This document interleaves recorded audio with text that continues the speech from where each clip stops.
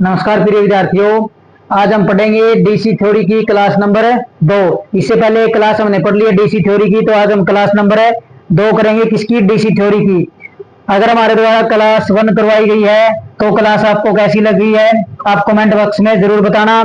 अगर आपको अच्छी लगी तो आप कमेंट करना, लाइक करना और हमारे चैनल को क्या करना, सब्सक्राइब जरूर करना है। तो ये क्लास क्या है, ऐसे एलएम शिफ्ट अटेंडेंट जितनी भी टेक्निकल भर्ती है उन सबके लिए काफी क्या है, इंपॉर्टेंट है। तो हम पढ़ेंगे भाई डीसी थ्योरी। क्या है, डीसी थ्योरी। और इसकी क्लास नंबर क्या हमारी है, क्लास नंबर 2 है। क्लास हमने पढ़ ली है। तो आज का हमारा पहला टॉपिक क्या है, किरचॉफ के नियम। क्या पढ़ेंगे आज, अपने ओम का नियम पढ़ लिया, आज हम पढ़ेंगे किरचॉफ का नियम क्या होता है। इसका किरचॉफ का नियम पढ़ेंगे आज हम, क्या होता है भाई इसका किरचॉफ का नियम। ये क्या था, एक वैज्ञानिक का, इसने हमें कितने नियम दिए थे, 2 नियम दिए थे। कितने नियम दिए थे, 2। तो इसका पहला नियम हमारा कौन सा है, तो इसका पहला नियम हमारा KCL। पहला नियम कौन सा है, तो इसका पहला नियम है KCL। पहला नियम क्या है, KCL। तो KCL क्या होता है, KCL के बारे में हम पढ़ेंगे भाई। KCL क्या होता है, तो KCL की फुल फॉर्म क्या होती है, किरचॉफ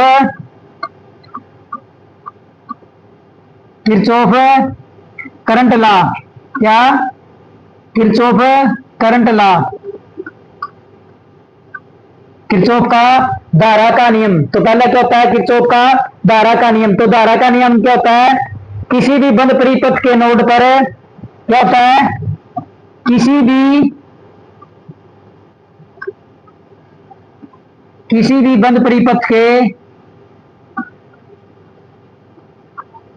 बंद परिपथ के नोड पर क्या होता है, किसी भी बंद परिपथ के नोड पर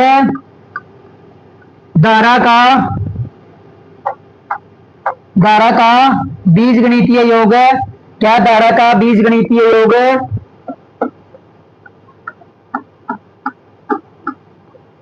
बीजगणितीय योग क्या होता है, बीजगणितीय योग शून्य होता है। क्या होता है, बीजगणितीय योग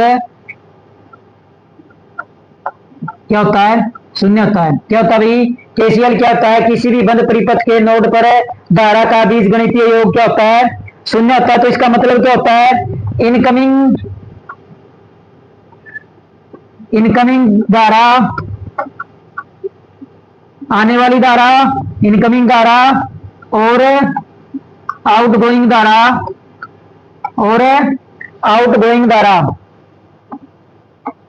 कौन सी, आउटगोइंग धारा क्या होती है, जीरो होती है। क्या होती है, जीरो होती। क्या होती है, जीरो होती है। क्या होती है, शून्य होती है। मतलब एक पॉइंट पे आने वाली धारा और उस पॉइंट पे जाने वाली धारा का जो मान होता है वो क्या होता है, शून्य होता है। ये किसने बताया भाई, KCL ने बताया था। किसने, किरचॉफ के करंट नियम ने बताया था भाई। हमारे पास क्या है, कोई भी एक ये नोड है, क्या ये एक नोड है, इस पे आने वाले करंट और इससे जाने वाले करंट का क्या है, आने वाले करंट और जाने वाले करंट। जैसे हमारे ये करंट क्या है, इसमें आ रहे हैं, क्या कर रहे हैं, आ रहे हैं, किस पे आ रहे हैं, नोड की तरफ आ रहे हैं, किसकी तरफ आ रहे हैं, नोड की तरफ आ रहे हैं। और ये हमारे करंट क्या कर रहे हैं, बाहर जा रहे हैं। ये करंट हमारे क्या कर रहे हैं, बाहर की तरफ जा रहे हैं। एरो का निशान किसकी तरफ है, बाहर की तरफ है, और इनमें क्या है, अंदर की तरफ है। तो ये कह रहा है भाई, इस नोड पे आने वाले करंट है और इस नोड से जाने वाले करंट का बीजगणितीय योग कितना होता है, बीजगणितीय योग कितना होता है, शून्य होता है। कितना होता है, शून्य होता है। तो ये किसने बताया था भाई हमें, किरचॉफ के प्रथम नियम ने बताया था भाई। एक पॉइंट पे आने वाले करंट है और उसी पॉइंट से जाने वाले करंट का बीजगणितीय योग कितना होता है, शून्य होता है। और दूसरा क्वेश्चन पूछा जाता है किरचॉफ के करंट लॉ को और किस नाम से जाना जाता है, तो इसको किसके नाम से जाना था, आवेश संरक्षण के नाम से जाना जाता है। किसके, आवेश संरक्षण के नाम से। किसके, आवेश संरक्षण के नाम से इसको क्या किया जाता है, जाना जाता है। काफी इंपॉर्टेंट है ये, इसको अंडरलाइन कर लो। काफी बार पेपर में पूछा जा चुका भाई। KCL के नियम को दूसरा कौन सा नियम कहते थे, इसको हम क्या कहते हैं भाई, आवेश संरक्षण का नियम कहते हैं। आगे हम बढ़ते हुए कैसे होता है? तो धारा का जो योग होता है, बीजगणितीय योग क्या होता है? वो क्या होता है? आई बराबर क्या होता है? 0। बीजगणितीय योग क्या होता है? आई बराबर क्या होता है? 0 होता है। अब इसमें एक नाम आता है नोड, तो पेपर में ही पूछ लिया जाता भाई नोड क्या होता है? जहां दो से अधिक शाखाएं मिलती है, जहां पर दो से अधिक शाखाएं मिलती है, क्या? जहां दो से अधिक क्या करती है? शाखाएं। जहां पर दो से अधिक शाखाएं क्या करती है? आपस में मिलती है, तो उसको हम क्या कहते हैं? नोड कहते हैं। क्या कहते हैं? जहां पर दो से अधिक शाखाएं मिलती है उसको हम क्या बोलते हैं? क्या बोलते हैं? नोड बोलते हैं। अब क्या होता है भाई? इनकमिंग करंट,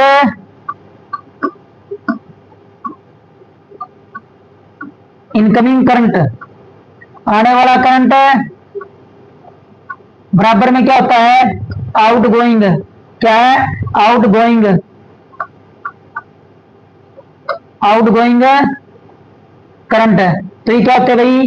दोनों क्या होते हैं? बराबर होते हैं। अब हम इसका एक आपको एग्जांपल के हिसाब से बताते हैं भाई। ये हमारी क्या एक नोड है, यहाँ पे क्या हो रही है? यहाँ से करंट आ रहा है, यहाँ जा रहा है, एक करंट यहाँ से जा रहा है,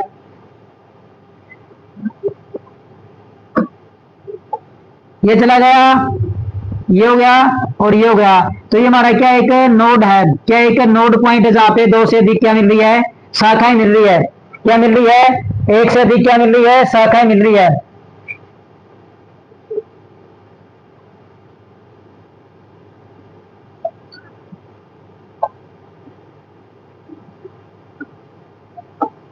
तो ये क्या भाई? इसको मान लेते हैं भाई, क्या ये I1 है, ये क्या हमारा I2 है, ये क्या है? I3 है, ये क्या है? I4 है, ये क्या है? I5 है, ये क्या है? I6 है। अब इसमें क्या भाई? इनकमिंग करंट कौन से है जो इसके अंदर आ रहे हैं? क्या? एक तो I1 है, क्या है? I1 प्लस में और कौन से आ रहे हैं? I4 आ रहा है। कौन सा आ रहा है? I4 करंट आ रहा है इसके अंदर है। और कौन सा आ रहा है? I5 आ रहा है। कौन सा आ रहा है? I5। तो ये क्या भाई? इनकमिंग करंट बराबर में क्या भाई? Out going current. I going कौन सा है? I2 है। बचे हुए क्या है? I2 हो गया, प्लस में I3 भी क्या बाहर जा रहा है? I3 हो गया, प्लस में I6।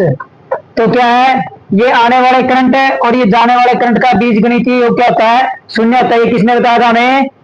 केसीएल ने बताया। किसने बताया था भाई? केसीएल के नियम के अनुसार होता है ये आने वाले करंट और जाने वाले करंट। और इसको हम क्या बोलते हैं? आवेश संरक्षण का नियम बोलते हैं। किसका बोलते हैं? आवेश संरक्षण का नियम बोलते हैं। किसका? आवेश संरक्षण का नियम बोलते हैं। ये बात ध्यान रखना भाई। ये हमारा क्या था? अब एक इसका हम क्वेश्चन कर लेते हैं भाई। आने वाले करंट बराबर में जाने वाले करंट कैसे होते हैं? तो ये हमारे पास क्या एक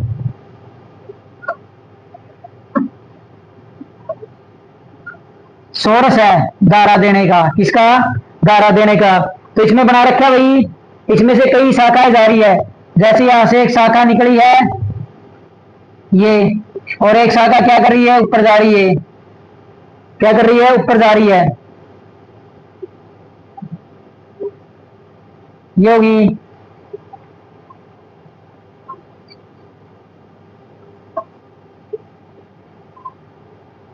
और एक शाखा इनके बीच से आ रही है,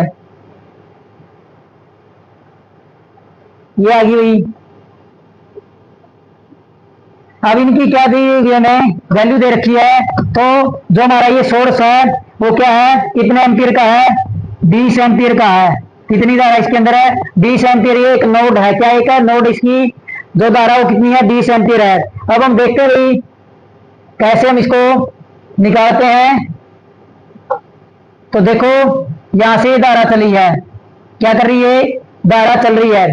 तो धारा चल रही है, कुछ धारा इधर जा रही है, कुछ धारा इसमें से जा रही है, कुछ धारा यहाँ आ रही है, कुछ धारा यहाँ आ गई, कुछ धारा इसके अंदर चली गई, कुछ धारा यहाँ आ गई, यहाँ से यहाँ आ गई, इधर से ये धारा इधर आ रही है और इधर से ये धारा वापिस क्या कर रही है?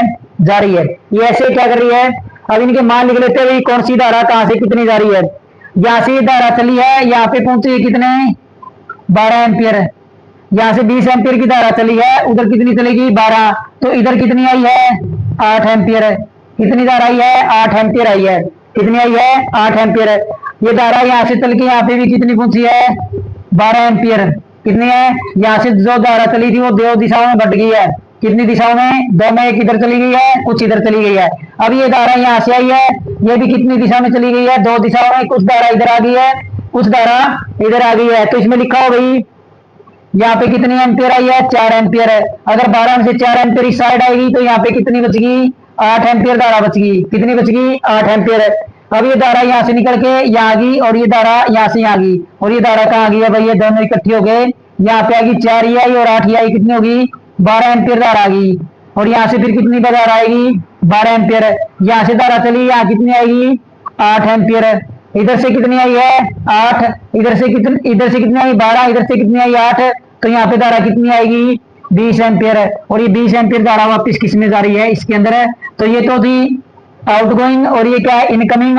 तो इस धारा का मान कितना आ रहा है, बीजगणितीय योग कितना आ रहा है, 0 आ रहा है। ये किसने बताया था हमें, केसीएल ने बताया था। किसने बताया था, केसीएल ने बताया था। किसने बताया था, केसीएल ने बताया था भाई किसी नोड के ऊपर आने वाली करंट और उससे जाने वाली करंट का बीजगणितीय योग कितना होता है, 0 होता है। कितना होता है, 0 होता है। अब हम पढ़ेंगे भाई इसका दूसरा नियम। कौन सा नियम पढ़ेंगे, इसका दूसरा नियम पढ़ेंगे। दूसरा नियम क्या था, केवीएल का था। दूसरा नियम किसका था, केवीएल। किसका था, केवीएल। केवीएल का नियम का मतलब क्या भाई,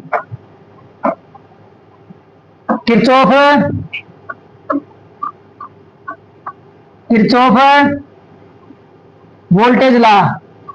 किसका, किरचॉफ का वोल्टेज का नियम। किसका, किरचॉफ का वोल्टेज का नियम। ये अभी हम पढ़ेंगे भाई क्या होता है किरचॉफ का वोल्टेज का नियम। तो किरचॉफ के वोल्टेज के नियम में आप लिखो, क्या लिखोगे, यह ऊर्जा संरक्षण के नियम पर कार्य करता है। यह किसके भाई, यह ऊर्जा संरक्षण के नियम पर कार्य करता है। किसके, ऊर्जा संरक्षण के नियम पर क्या करता है, कार्य करता है। ऊर्जा संरक्षण के नियम पर कार्य करता है। किसके, ऊर्जा संरक्षण के नियम पर क्या कर रहा है, कार्य करता है। और हमारा केसीएल किस पे कर रहा था, आवेश संरक्षण के नियम पर क्या कर रहा था, काम कर रहा था। ये किसके कर रहा है, ऊर्जा संरक्षण के। तो ये भाई इसका दूसरा नाम भाई किस सिद्धांत के ऊपर काम करता है, दूसरा ऊर्जा संरक्षण के नियम पे सिद्धांत पे काम करता है। होता क्या है, किसी बंद परिपथ में विभव का बीजगणितीय योग क्या होता है, 0 होता है। किसी बंद परिपथ में विभव का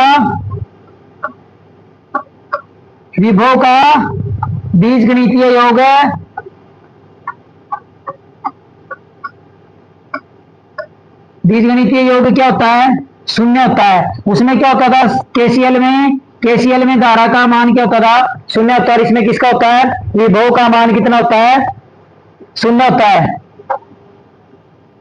V बराबर 0 या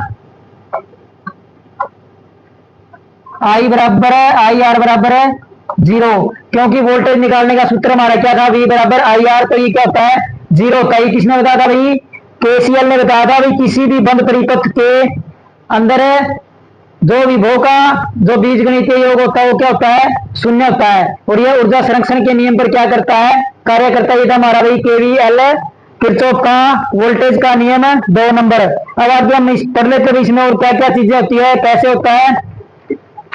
तो हम इसका क्या कर लेते हैं, एक ट्यूशन कर लेते हैं भाई। क्या करते हैं, इसका एक ट्यूशन करते हैं, फिर आपके क्या आएगी, समझ में आएगी भाई कैसे होता है। तो इसका ट्यूशन है, तो ट्यूशन लिखो, क्या है, ट्यूशन में हमें दिया हुआ भाई 3 प्रतिरोध दिए हमें, R1, R2 और R3। क्या दिए हैं, वो R1, R2 और R3। और यहाँ पे हमारे क्या दिया हुआ है, विभव स्रोत दिया हुआ है। क्या दिया हुआ है, विभव स्रोत लगा हुआ है। ये विभव स्रोत के रूप में क्या लगी हुई है, बैटरी लगी हुई है। और इसकी जो क्षमता कितनी है, 72 वोल्ट है। कितनी है, 72 वोल्ट है। कितनी है, 72 वोल्ट है। अब इसमें जो प्रतिरोध लगे हैं उसका मान लिख लेते हैं भाई, हमें कितना दिया हुआ है। तो R1 कितना है, ये हमारा क्या भाई, R1 है। ये क्या है, R2 है। ये क्या है, R3 है। R1 की वैल्यू दी हमें 8 ओम R2 की है 12 ओम, R2 की कितनी है 12 ओम, और R3 की दी हुई हमें 4 ओम। तो अब हमसे पूछ रहा भाई R1 के अंदर कितनी वोल्टेज है। एक तो हमें बतानी भाई R1 के अंदर कितनी वोल्टेज है, एक बतानी है R2 के अंदर कितनी वोल्टेज है, एक बतानी हमने R3 के अंदर है कितनी वोल्टेज है, और एक हमने बताना भाई इसके अंदर धारा कितनी है। क्या बतानी भाई, धारा बतानी है। क्या बतानी है, धारा का मान बताना भाई, सर्किट के अंदर धारा का मान कितना है। तो भाई ये चीजें बतानी भाई।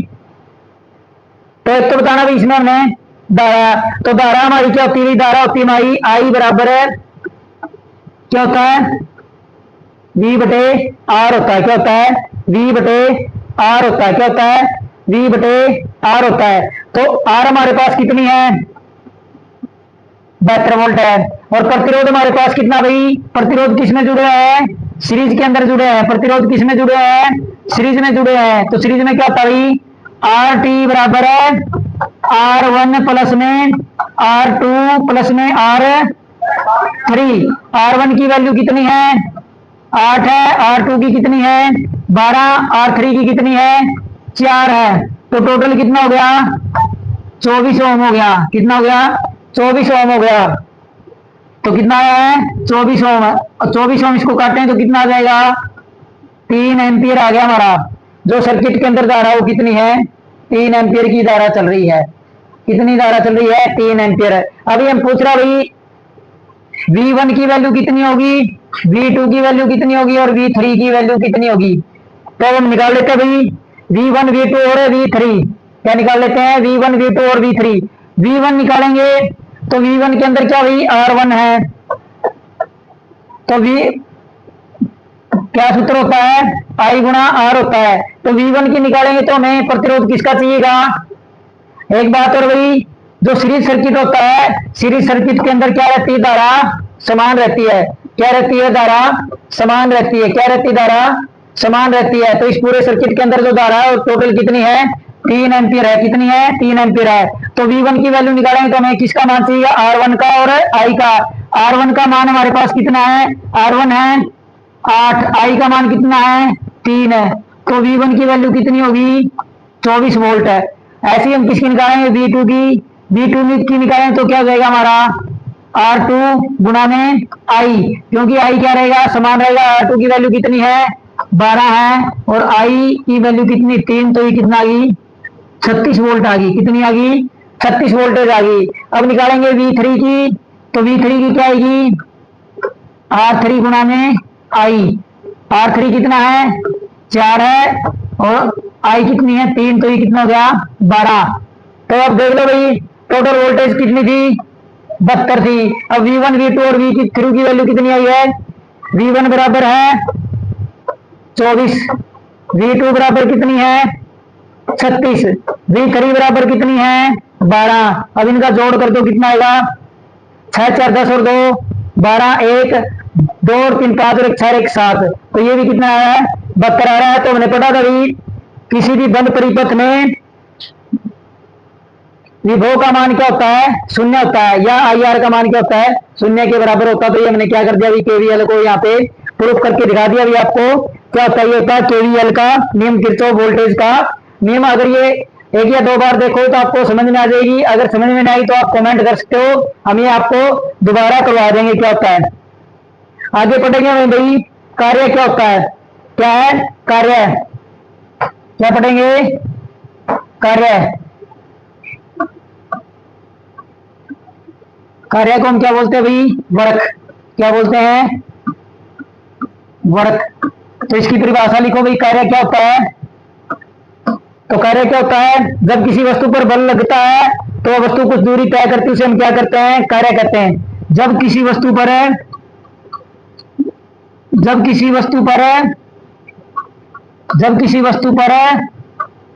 बल लगाया जाता है, क्या क्या जाता है जब किसी वस्तु पर बल लगाया जाता है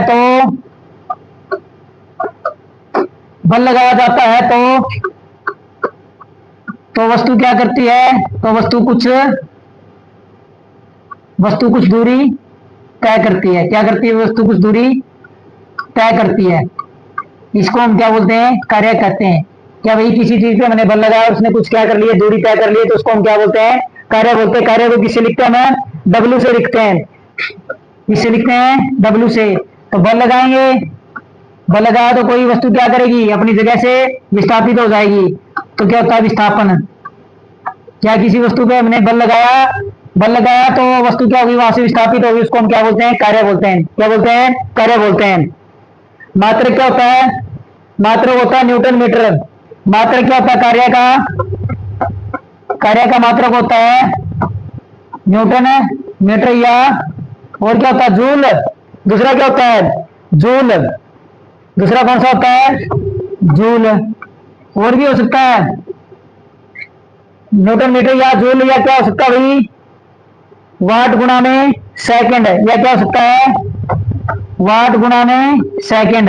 क्या हो सकता है, वाट गुणा में सेकंड। ये किसके है, कार्य के मात्रक है। न्यूटन मीटर हो सकता है, जूल हो सकता है, और वाट सेकंड हो सकता है। वैद्युतिक कार्य क्या होता है, हमें कौन सा चाहिए हमारे पास, तो वैद्युतिक काम है, तो हमें कौन सा चाहिएगा, वैद्युतिक कार्य। क्या चाहिएगा, तो वैद्युतिक कार्य क्या होता है, वैद्युतिक कार्य बराबर होता है भाई डब्ल्यू बराबर है वी गुणा आई गुणा में टी। क्या था भाई, डब्ल्यू बराबर है वी गुणा आई गुणा में टी। वाट गुणा समय, क्या था भाई, वाट गुणा में समय। क्या था भाई, डब्ल्यू बराबर हमारा क्या हो जाएगा, वाट गुणा में सेकंड। क्या हो जाएगा भाई, वाट गुणा में सेकंड। जो हमने ऊपर पढ़ा था, ये हमारा क्या है, वैद्युतिक क्या है, कार्य है। इसके अगला बाद हमारा टॉपिक है भाई शक्ति।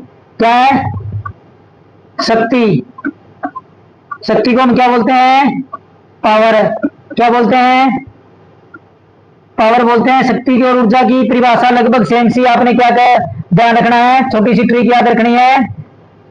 कार्य करने की दर क्या है, कार्य करने की दर, कार्य करने की दर क्या कहलाती है, शक्ति कहलाती है। कार्य करने की दर क्या कहलाती है, शक्ति कहलाती है। शक्ति में कितने अक्षर हैं, 3 हैं, और दर में कितने हैं, 2 है। तो ये ध्यान रखना भाई, दर आएगी तो शक्ति होगी, अगर अक्षमता आएगी तो क्या होगी, ऊर्जा आएगी। क्या होगी, शक्ति क्या होती है, शक्ति हमारी होती है कार्य करने की दर। क्या है, कार्य करने की दर। कार्य करने की दर, कार्य हमारा कार्य बटे समय, ये हमारी क्या होती है भाई, शक्ति होती है। कार्य करने की दर को हम क्या बोलते हैं, शक्ति बोलते हैं। कार्य करने की दर को क्या बोलते हैं, शक्ति बोलते हैं। डब्ल्यू बाय क्या बोलते हैं, डब्ल्यू बाय टी। और ये क्या है, अदिश राशि है। क्या है, अदिश राशि है, इसकी कोई दिशा ना हो, जिसकी दिशा ना हो उसको हम क्या बोलते हैं, अदिश राशि बोलते हैं। तो मात्रक क्या होता है भाई, शक्ति का मात्रक होता है, मात्रक इसका होता है वाट। क्या होता है, मात्रक होता है इसका वाट।